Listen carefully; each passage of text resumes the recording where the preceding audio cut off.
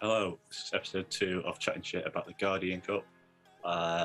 Still very early days of this cup, so this is Sunday afternoon, evening we're recording. It's been out, 48 hours-ish, pretty much on the dot. So things are very, very fresh. Joined by Stuart, Lewis and Jan. All good? Yeah, all good. Mate, yeah. Not bad.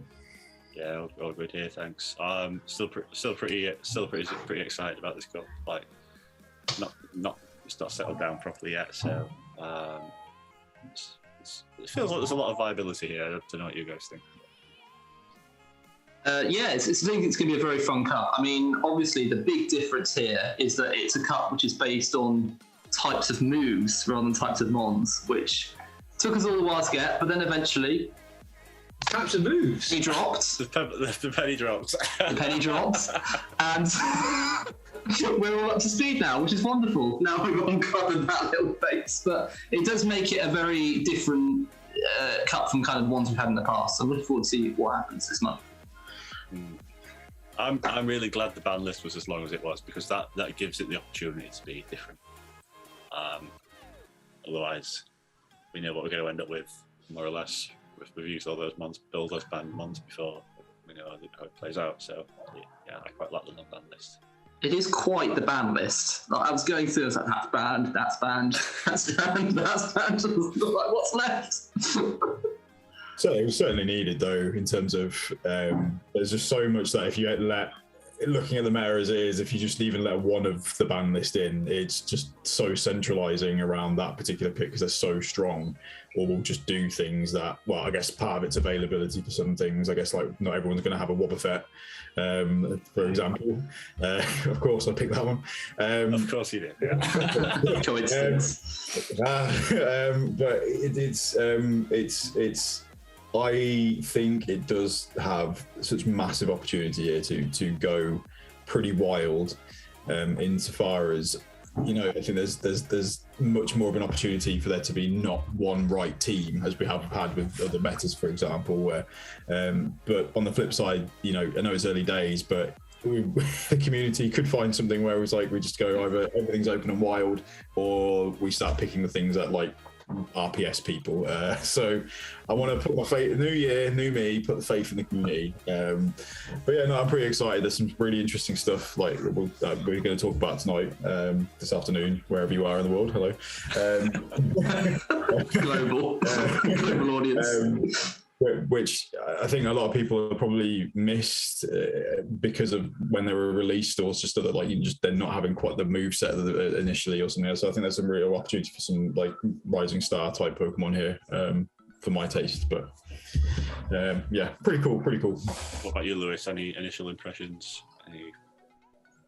There's not a right lot that's going to be safe, and that's going to be the tricky thing. Is something gets beat heavily by something else across the board, and it's going to be very difficult to pick a 6 that is able to stop yourself getting into an RPS, I think.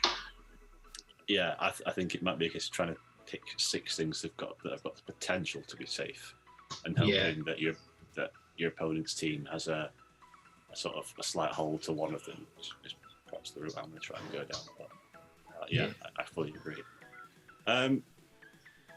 Jan, normally Mr. Spice, is up first tonight. He's brought shame upon himself, but he's picked a really good one.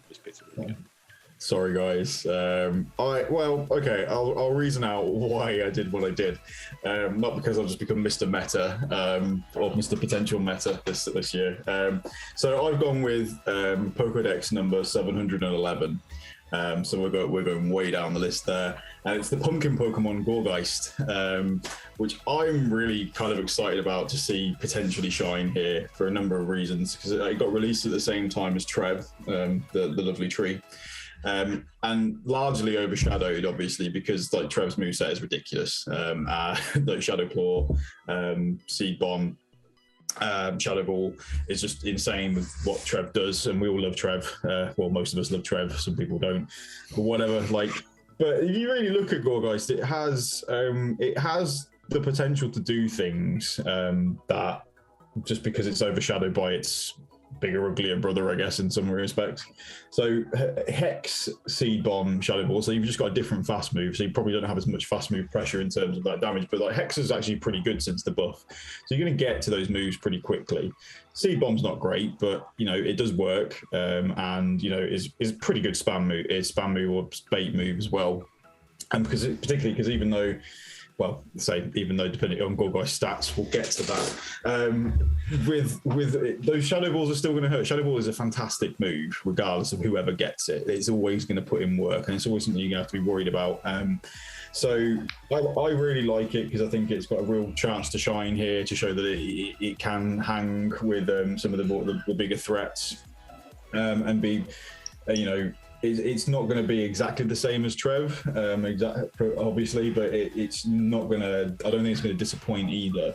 And to justify why I chose Gourgeist in terms of my wanting to do spice things, I think it's a pretty interesting one in this meta because you have Gourgeist, but you have 4 forms of Gourgeist, and that's where things get interesting, and I really like the potential differences there. So if you run the average sims as I have very, very quickly, they all perform, so super, large, average, and small all perform very, very similarly actually. They share a ton of wins as one would expect. But there are some interesting differences to bear in mind here, and this might play into like if you construct a team that is potentially going to struggle with certain picks, well, actually, you might be finding that a certain form of Gourgeist might deal with that pick potentially.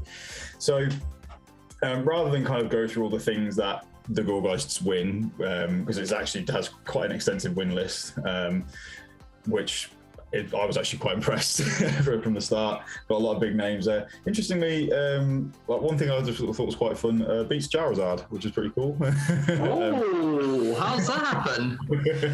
That's going to be really baity. That's going to be really baity. Seed Bomb bait. I mean, also PvPoke is currently recommending Dragon Breath over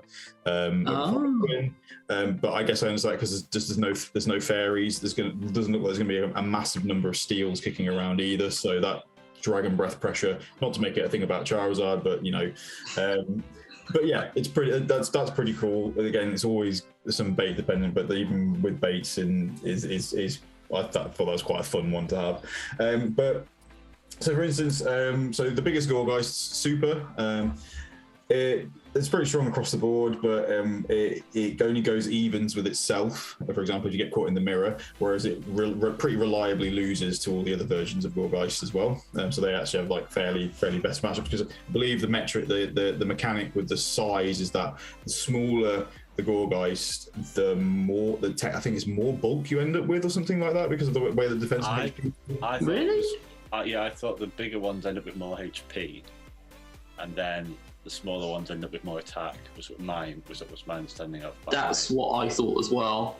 Right, let's have a quick look because I actually have these here. So the Super 115, 128, 130, 116, 136, 121. So the large has more defense than the Super. I guess lore-wise is that the really super ones are actually have like thin walls, maybe or something like that. But we got it deep here.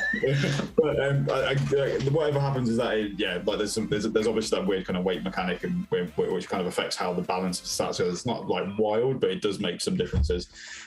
So for example, Gourgeist Super is the only one Gourgeist that can. Has a chance at beating Budget Tropius or Jumpluff, which may see some players. I was looking at it as an early pick as well. This is all in ones, of course. Super Gourgeist doesn't really do particularly well against Poliwrath. It loses it, whereas the other 3 win. And Poliwrath could be quite big here as well. But by the same token, one thing that you get a meta like this and. Again, like talking about Budget Tropius, well, there's also Budget Bastiodon with Probo. People love Probo, and the Super version is the only one who has like a pretty good chance of beating Probo in the ones there. So that could be, again, it gives you kind of a lot of maneuverability, I guess, in that sense. Twos, twos is always an interesting one. Try not to read too much into it, but because how often do we play out twos? But you get an interesting kind of blend there in terms of like super and small can reliably beat Superior. but they don't. But got a large and average kind of struggle. They can win it if they get fast, smooth sneaks and things like that, but it's not super reliable. Going back to Probo, in 2s, Super now loses, but large and small beat, which is interesting as well. So if you go into those RPS type metas potentially, then maybe 2s is going to happen a lot more. Speaking of we've mentioned Muck before we came on here. I believe Muck was mentioned yesterday. Small's the only one that loses to Muck. All the others kind of have a handy matchup against it, which is quite interesting. And just to stop rambling, I'm just going to kind of just to kind of wrap up with what I thought was quite a fun one as well. Dragonite's been ranked pretty highly early on, and average is the only one that reliably beats Dragonite in 2s. So again, I think that's my point, was that even though you share a lot of wins and losses across the 4 types, you can really tailor that mon to what holds you might actually have, which I think is really a really fun mechanic to have. So my closing argument is Gourgeist is sick. Does anyone have any questions? What size are you thinking then? I can chime in on this. Yeah. I built my Gourgeist this morning, and I built the super large, massive monster variant because I like having as much HP as possible. I'm not as bothered about winning CMP in the mirror. What I like about having the extra HP and more bulk in general, whether it's a mix of HP or defense, I think it's a ghost type, so you're going to want it to be taken on the fighting types and the counter users. And I think, but I'd love to be in a position where my Gourgeist just about lives a Night Slash from a Surf Etched or from a Primeape or an Ice Punch from a Poliwrath. It just lives on a slither where a smaller version might not have done, and that allows me to get off another Seed Bomb. Like I can see that happening this month at some point, and I'd like to be able to look back and think, yes, I picked the right Gourgeist. So I've just gone for the bulkiest one, just for the extra chances of winning Night Slashes and Ice Punches. Yeah. Straight after we got the announcement of the meta, I had a look, and one of the top ones there I thought was Gourgeist. So it was the thing I wanted to build straight away. I can be honest, I didn't just check the size of the Gourgeist I built. Got up the sizes. Fortunately, it's super, so I've got away with it.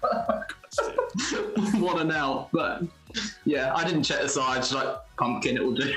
I think this is the kind of thing, though, is that, I mean, realistically, you can run any of them, and I think you'll have a good time. It's a good, I think, where the meta looks like it's going to shape up to begin with anyway. I think it's one of perhaps more of the safer mons that you can kind of fighters are going to be big, and obviously some of the fighters that we're probably going to have to deal with will have those coverage moves. But so Super's probably safe in terms of HP numbers, but maybe as it goes on, or as you start to construct the rest of your team, like you say, it might be that actually if you're fortunate to have multiple candidates, you may not, but you might say, well, actually I'm struggling with this particular mon, and actually another version of Gourgeist might actually have a better matchup there. And so that's why I quite like it you have a broad suite of kind of matchups which are really nice, and it's just well, actually now how do I want to kind of tailor it a bit more, which I don't really think I've ever really had with a mon, other than really changing movesets. This is just the same moveset across 4, and you can just change your moves, your matchups just based on the weight, which is really just, in my mind, just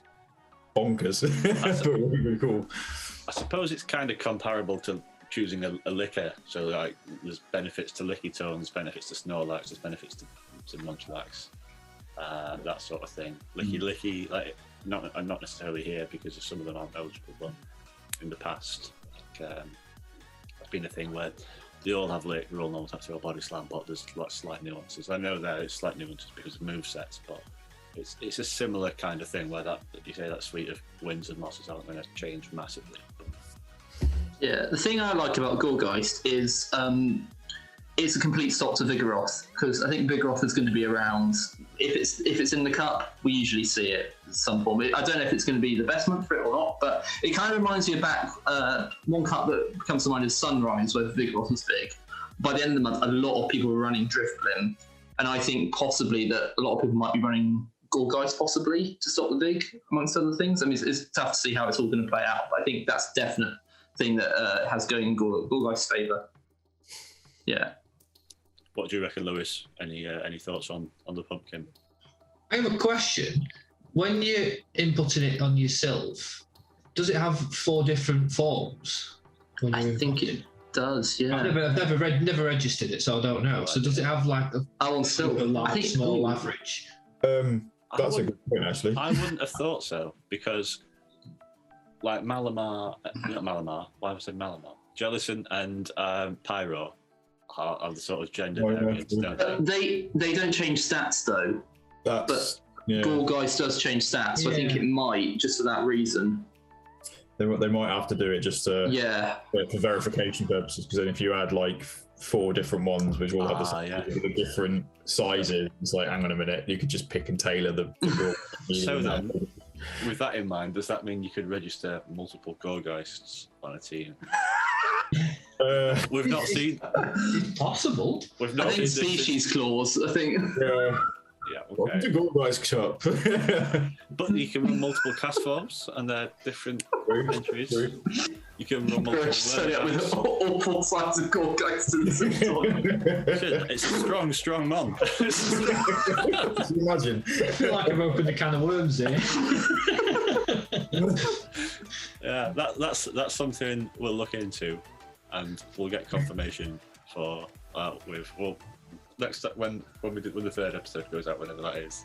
We'll make sure that we'll make sure we include that as a disclaimer. We'll find out. I don't even think of that. It could be interesting, but yeah, no, strong pick. I think. Anyone got any further thoughts or questions or anything? No. Right, we'll move on to you then, Stuart. Right, okay, so mine is Pokédex number 405, and it is Luxray. Now, okay, to start off with, I felt like I had to pick a mon from Sinnoh here, because Legends Arceus is coming out soon. We've just had the Sinnoh remakes. I feel like it's the season of Sinnoh, so I was very keen to pick a mon from that region, and Luxray's been a bit of a poster boy of that kind of time, so I thought it would be interesting one to cover, because I think it could be a very good cup for Luxray, because big thing about this cup, not many ground types, so the ability to just fire off wild charges I think is going to be good, and it's also got that little Psychic Fang bait messing with defense, so it's just a really solid mon I think this month. So I was thinking with Luxray, right, it's got a sort of baity fast move which changes some stats, and then a big nuke of a charge move, which double lowers the defense, right? Can anyone think of another mon that has that? Pidgeot? I was thinking Talonflame. Talonflame.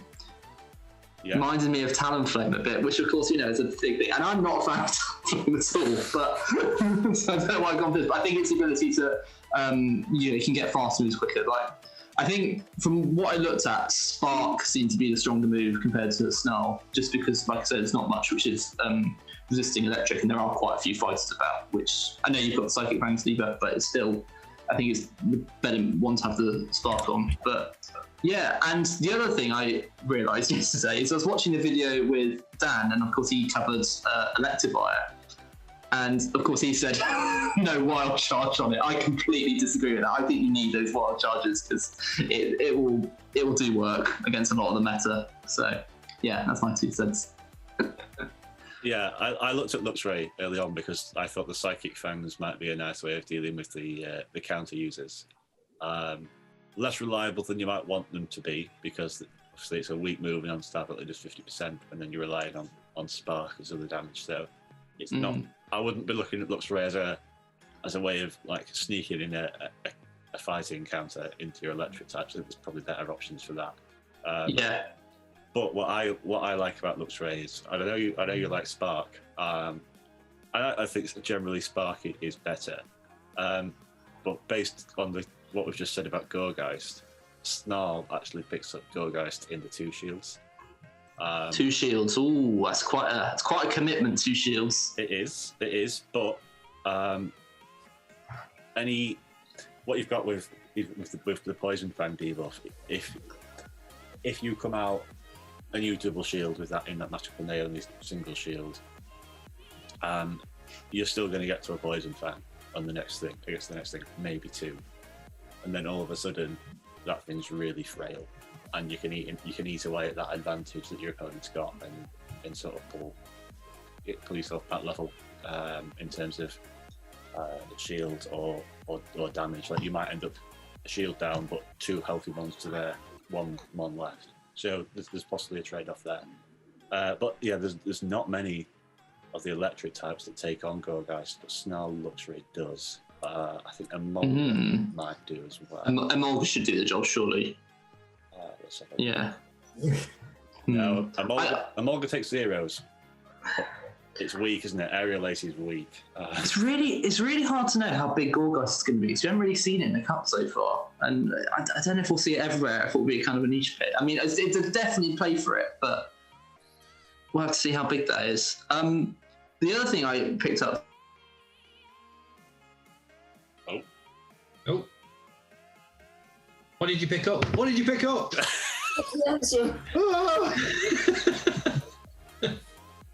Some YouTube videos. I think we.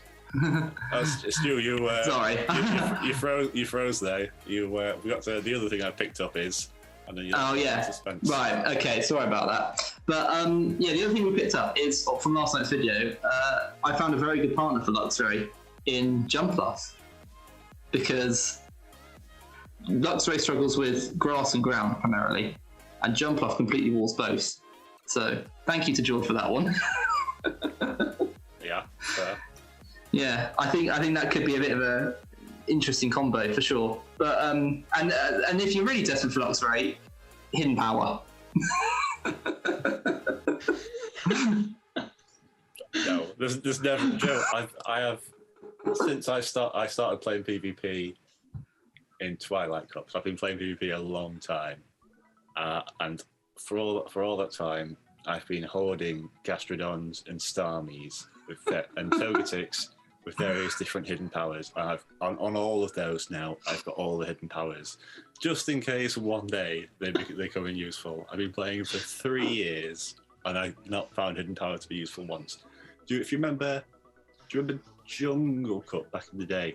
And it was a bunch of bug steals and a bunch of flying things to take on the bugs and take on Vigoroth. I actually had a legacy Porygon with Discharge that happened to have hidden power Fire, right, to take on the Sizzles and Fortress.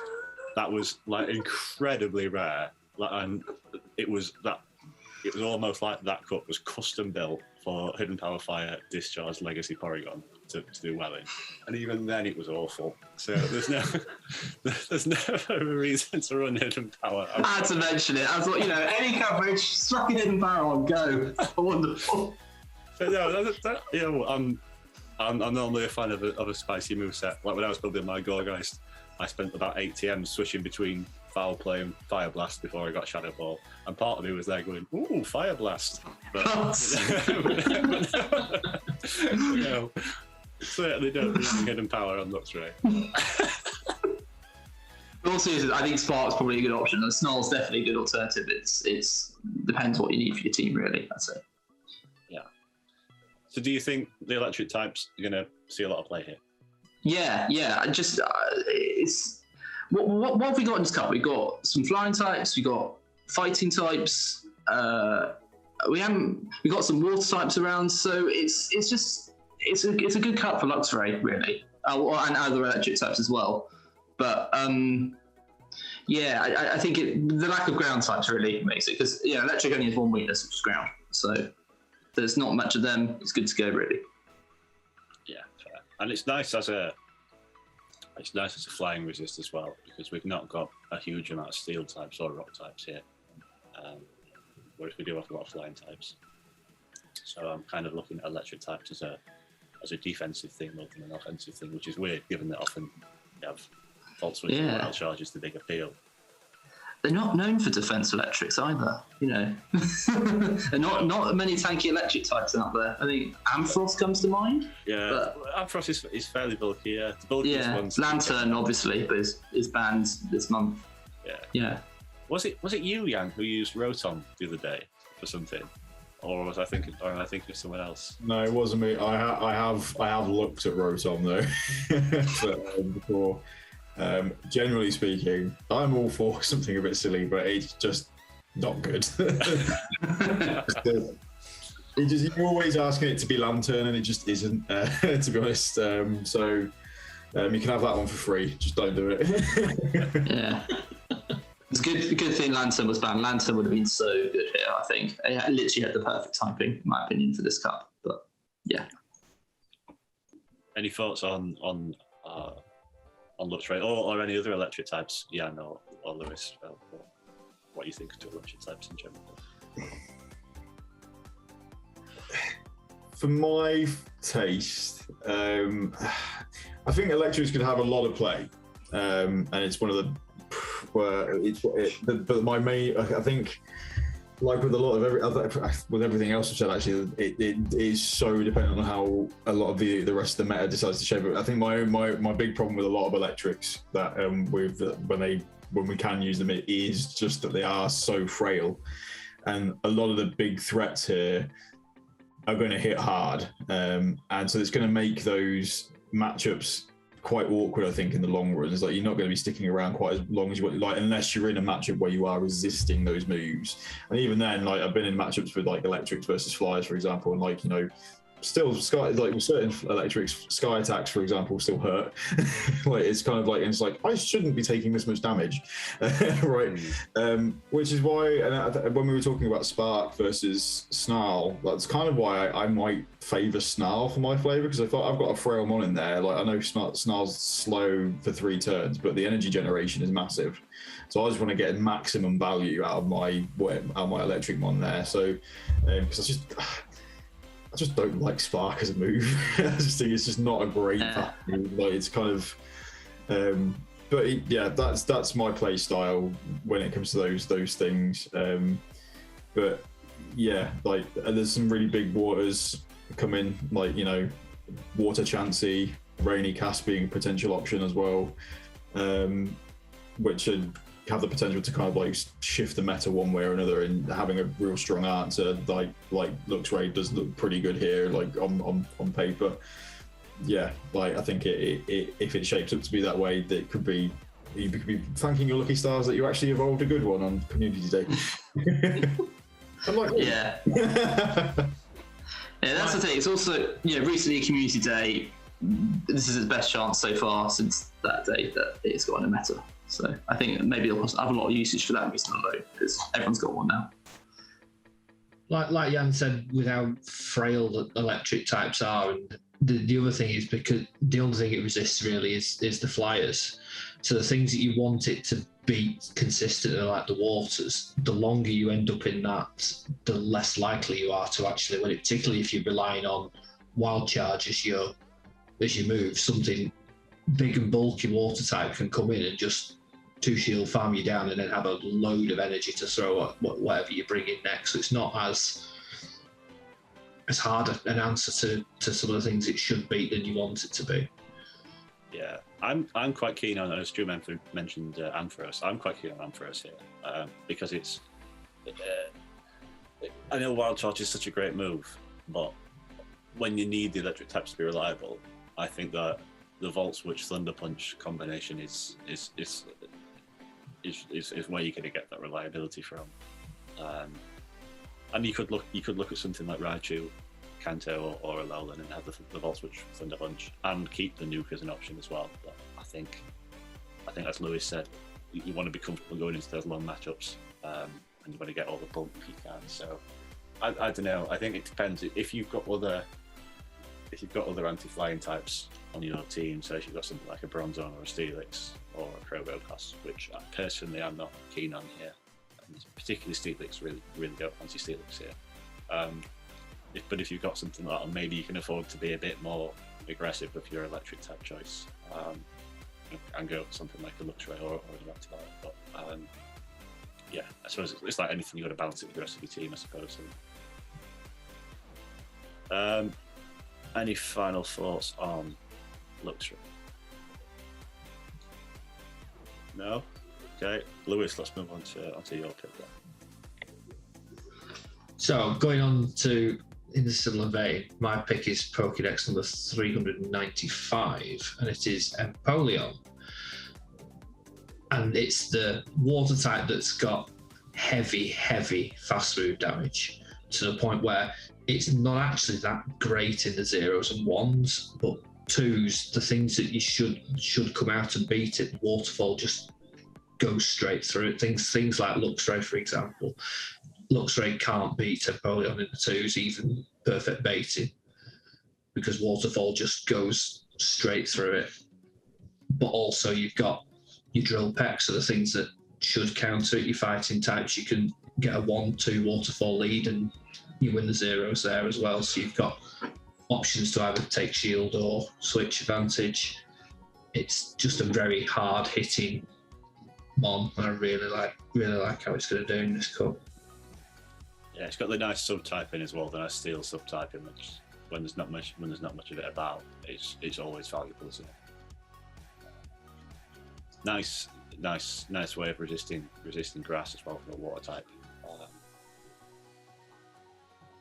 Yeah. I mean, we've just had a month of Empoleon in Glacial. We saw a lot of it then.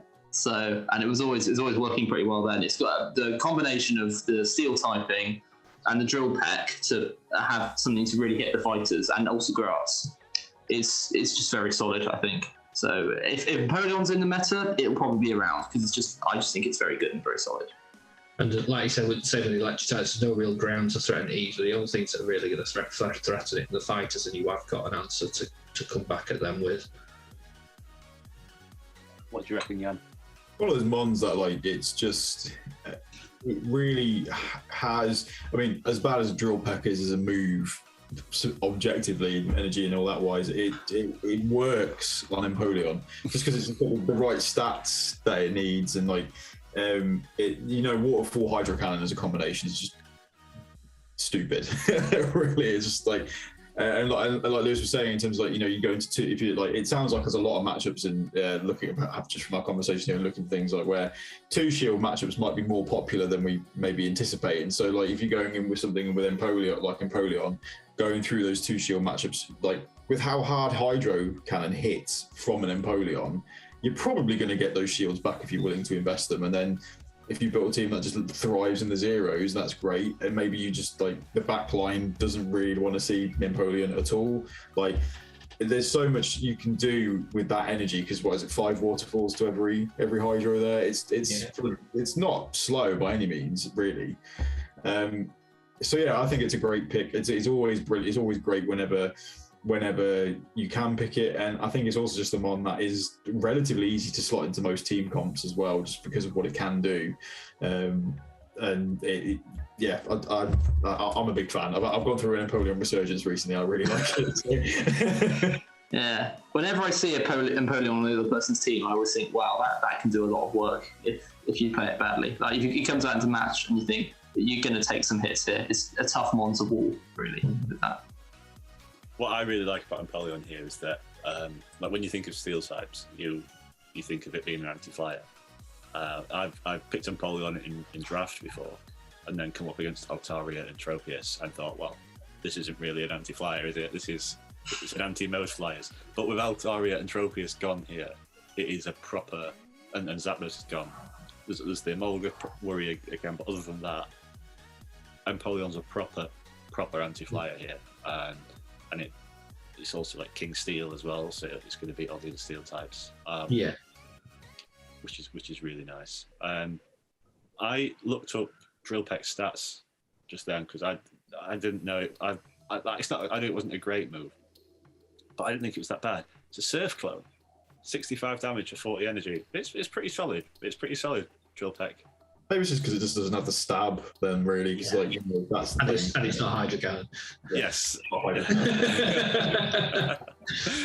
are the mons learn Drill Peck? I'm trying to think of Zapdos. I'm trying to think of any off the top of my head.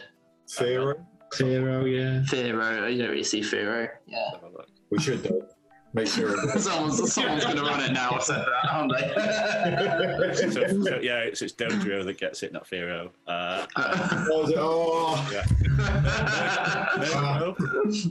I should run that. There's a thing called Corvi Squire and Corvi Knight. A Corvi Knight, yeah. Yeah. Those could be interesting if they were here, but alas. They're steel flyers, aren't they? Yeah, it's a bit like Skarmory. Right. Something to look out for. Other than Empoleon and Zapdos, you're looking at like the closest thing you've got to relevance is Murkrow, which is saying something, isn't it? So that's probably why we don't see a lot of drill pack around, do we? So we don't. Who knows? No, I must admit, I've not really looked it up. I've not really given Empoleon a thought, but I quite like it. Because we saw it in Commander Cup. I used it as my commander, and using it as the lead. And then if you've got a good lead, it's one of those ones where, as Lewis was saying, the fast move damage, it makes it reliable at beating what you want it to be. But then if you get a bad lead, you switch out and you get a bit of energy with it later. That one waterfall, or the two waterfalls with drill pack, does flip a lot of bad matchups. It does, yeah. And it's that, like going back to what I said at the very start, it's one of the few things you can possibly use as a switch or as a lead to try and gain an advantage with it, with a bit of energy out of it. Well, that's a switch, or later on when you come back in with it. There's not much in this cup you can actually do that with. And that's why I quite like it. Yeah, no, I agree completely. Yeah. Any final thoughts or questions on Empoleon? Oh, do you know what? I must admit, I thought I don't fancy Empoleon here, but you know what? I've given it some thought. Yeah, I quite like that. I really quite like that. Yeah, I think Empoleon's quite well versed at this point. People have used it a lot in various cups, particularly last month. So I think you kind of know what to expect from it. But it's still going to be good. It's still very tough to prepare for, even though you know what's coming. I was just having a quick look there. I didn't quite realise just how close it ran Galvantula in ones. Yes. Yeah. I was like, that's ridiculous. And that's simply because it doesn't resist the waterfalls. It's the same with pretty much all the electrics. They struggle to beat it consistently. Yeah. Galvantula is so frail. It's so frail, isn't it? It's ridiculous. And then what's nice about that as well is people love going for lunge like indiscriminately. Like if you're in a bad spot, you can try and call a lunge and just not shield. Yeah. Okay. My pick then is I've gone a bit spicy after. Oh, here we go. I've got a bit spicy. I went fairly strong in episode 1, I think. So I've got a bit spicy this time. So I've gone with one of the Pokédex numbers 413, which is Wormadam. But I've gone for the sandy Wormadam, which is the bug ground type. As we've been saying, there's not a huge deal of ground types in this cup. Listen, Jan, no, you're shaking your head. You're going to love it, man. I just looked up the moveset. I'm just like, what is this? So, the recommended moveset is Bug Bite, Bug Buzz, Bulldoze. However, that's not what I'm going to be recommending. I'm going to be recommending Confusion. Because there's the Confusion users here with the bulkier ones gone. They don't like fighting back against Bronzong. They don't like fighting back against Steelix. They don't like fighting back against the other thing, Probopass. However, with it being ground and having Bulldoze, not an amazing move, but it's stab. You're going to do 50% to Steelix, which is no mean feat. So Steelix isn't going to take the mickey out of you. You're going to be pretty much one-shotting Probopass if you're not one-shotting it completely. To be honest, I didn't sim it versus Probopass. I'm fairly confident we won't see any Probopass. What do you reckon, Jan? Have you seen it? Well, I'm just about to look now, but I was also in the comments like people are going to run Probo. No. Going to do it. No. I have faith. What have we learned before, Matthew? Yeah, but don't have faith. We've got no charm, so don't run Probopass. Please don't run it. Well, yeah, Bulldoze will do a nice trick to Promo Pass. It does 50% to the over 50% to the brown zone. So it's good. It's a confusion use that's you've got it's a counter to the counter users that isn't completely messed up by the steals. Oh. I just looked it up. It does not one-hit KO promo. Oh, it's going to be like, what, 85, 90%? 74%. Oh, really?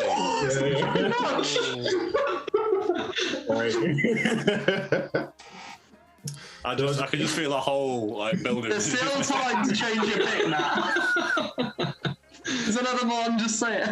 No, because if it's not beating Steelix anyway, you don't really want it up against the Promo Pass or the Steelix, but it's good that it can do 50 to 75% in one hit if it needs to. That's not why it's there. It's not there to beat Steelix and Promo Pass, but it can hurt them. But it's also a ground type, so it can take on the electric types really nicely. Which is apart from Emolga again, which seems to be something I keep saying. So maybe that's something I should look at. So it's got viability there as well. Unlike most confusion users, it's not only is it not walled by the steel types, the main dark types here I think probably going to be Malamar and Skuntank. Bug Buzz absolutely decimates Malamar. Absolutely decimates Shiftry. I think it does like 180% to Shiftry if that was ever necessary. It does that. And then you've got Bulldoze for Skuntank, and you'll do a lot there as well. The confusions chip away at the Skuntank as well, as it's only a single resistance rather than a double. And Alolan Marowak as well. You've got Bulldoze doing 50% there. So it's one of those things where it's really good in the good matchups. Well, it's pretty good in the good matchups. Confusion isn't stabbed, so it's not hitting quite as hard as you might want it to. But in the bad matchups, it's not terrible either. So if you find yourself in a position where you've got 5 things that you really like, and then you need that one thing at the end to beat counter users and electric types, look no further than Wormadam Sandy for one. Oh, tear to my eye. I'm so proud. I mean, right? So it sort of fights for relevance with things like Gligar. And that's tough competition. Gligar and Gliscor, that's tough competition, given that they both have the water weakness as well. But Gligar and Gliscor, if you're running wing attack to deal with the fighters, all of a sudden, that's not hugely reliable versus the electric types. And things that any electric types that have other coverage will start chipping away at the Gligar and the Gliscor. Whether it be through Psychic Fangs on Luxray, Ice Punches from Electivire. Like Ice Punch from Electivire is going to hurt. That's not going to be enjoyable. You've got potentially a Dragon Pulse from an Ampharos, or a Psychic from a Alolan Raichu. Although Alolan Raichu would have to deal with the Night Slash, wouldn't it? So,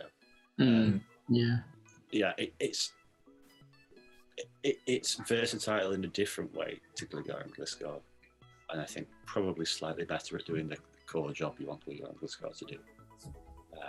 Very, very niche, admittedly, and it's sort of dependent on on how the meta turns out, but something to consider, I think.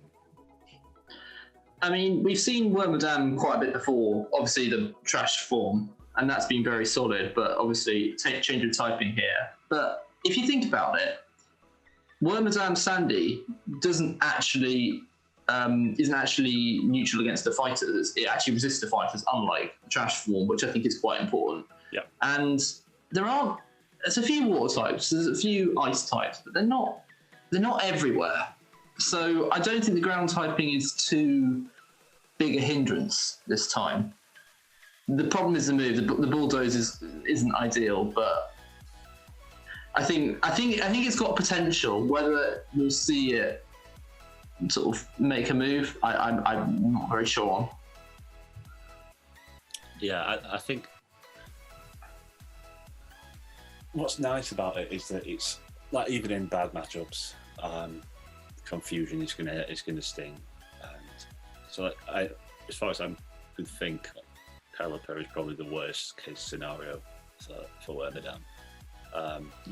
So that's something you'd have to be prepared for. But I think I think it's going to be bold to bring Pelipper here with all the electric type running around. I think we'll see a fair bit of Dragonite as well. So I think Pelipper could find itself quite easily countered. So I don't know. Pelipper always finds a way in somehow, though. He sneaks in a few people's teams. Does it, Stu? Does it, Stu? Maybe. What do you guys think? I think having a confusion user or having the option of a confusion user is just always like it's one of those safe, fast moves in many regards, especially in a meta where we are basically doing away with most of the dark types, most of the relevant dark types. Yeah, we're going to have Malamar, and yes, we're going to have Skuntank, but as you say, Skuntank's actually going to take neutral because of the poison subtyping. And actually, in Great League, Skuntank isn't. I mean, it can take a hit, but it's not. Like, despite what the name implies, it's not a tank either. No. That name's a lie. It's a trap. So, like, I think when I was looking at the initial meta and obviously seeing, like, Machamp's right at the top, like, you've got Surfetch, a lot of people hyping up Primate. Like, just having that option of just like, fast move pressure being a thing that we've talked about quite a lot today, having something that can just pump out like heavy fast move damage, which can wipe out fighters very, very easily. And when you talk about the energy cost of the moves it's got, well, actually, if you're using it to kind of take on those fighters and stuff like, well, you don't need those charge moves anyway, and you can fire them off to whatever's coming next, right? So I actually really like it. Of course, I was going to like it. Like I say, it's something that not many people are going to expect either. And I think that's going to catch people off guard as well. It's like, well, what's the sandy one? I think a lot of people would think, oh, maybe it's Bug Rock or something as well, like, because just not really dealing with it's dealing with it before, and that could catch people off guard. Yeah, I think it's a really nice pick, actually. And now thinking about it, I mean, I've done Silph for 3.5 seasons. I don't think I've ever even seen a Wormadam sandy before that anyone see, let alone battled it. Interesting Skuntank. Just because something Lewis brought up. I think Skuntank might be one of the closest things we'll get to like a safe option. Personally, Skuntank and perhaps Malamar, but I don't think Malamar's quite got the appeal here that it had last month. I quite like Skuntank personally, but it's kind of the Wormadam. It's I don't know. When I first looked at this yesterday, and I sort of hadn't considered things fully, I thought, it's going to be a lot of electric types, a lot of counter users. We might even see double counter. Wormadam's going to be half the mons on the team comfortably. And the meta still could end up like that. And all of a sudden, it's got a real place. I do think the meta is starting to spread out a little bit now. From I say that as if things have actually changed. The more I think about it, the more I can see like that there's going to be more stuff in it. Like, yes, when I first looked at this, it hadn't even occurred to me that Rainy Castform, Empoleon, and Olamola, or whatever it's called, we're going to be in this. Like, and that their issues, and because they're quite high up the rankings as well. So I think we'll see this sort of splashed onto teams. Oh, that was another one. Splashed. I didn't acknowledge that, but for YouTube, sorry. I mean, that's the fun about these rules for this month. Like, you have the mons with slightly quirky movesets that sort of snap the way in. So things which are a little bit alternative are there, and then maybe some things that are sort of mainstays maybe aren't. So I think it just gives a bit more variety, a bit more surprise. Interesting strats coming for sure. My question would be, with Wormadam Trash obviously having the steel type, so I'm never sure how bulky it is because steel type resists so much. How would Wormadam Sandy, how much damage does it take from an ice punch from a Poliwrath or a Primate? Let's have a look. We'll go from Poliwrath. I think that's... No, from Electivire, it's 45%. Yeah, 36% from Poliwrath. That's better than I thought it was. That. Yeah, that's pretty good actually. Yeah. It's still a pretty bulky mon. Like it's sort of comparable to Claydol ish. Cradily maybe. Yeah, it's similar to similar bulk to Cradily. It's got some chunk there for sure. That's decent, yeah. I think we'll see quite a lot of Primate this month, speaking of that. Yeah.